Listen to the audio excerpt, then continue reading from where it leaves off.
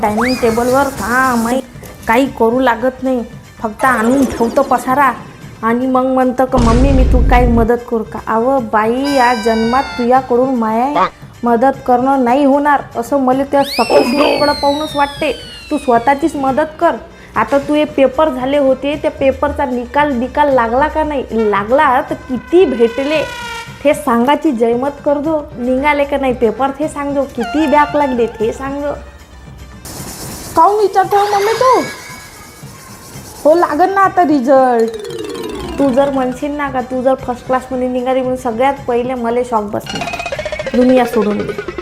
अहो होतो मी फर्स्ट क्लासमध्ये पास. अहो घरी गोष्ट आहे, कारण की आपली तयारी दिसत नाही तेवढी, आणि आपल्याला जर भेटले तेवढे तर मग मायला अटॅक नाही येईन तर काही. आणि फेल झाली तर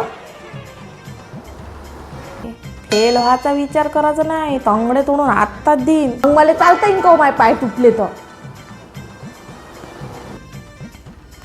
चालण्याचा विषय नाही, मग सगळे कामं घुसत कर वाटलास तू. मला नाही सांगायचं पास होणार आहे का नाही आहे हे सांग. फेल होतो ना पास, काय बी टेन्शन घेतो तू. तसंही प्रत्येकच मायबापाला आपल्या लेकराईवर शॉकच राहते, त्याला दुसऱ्याच्याच लेकराईवर जास्त भरोसा नाही.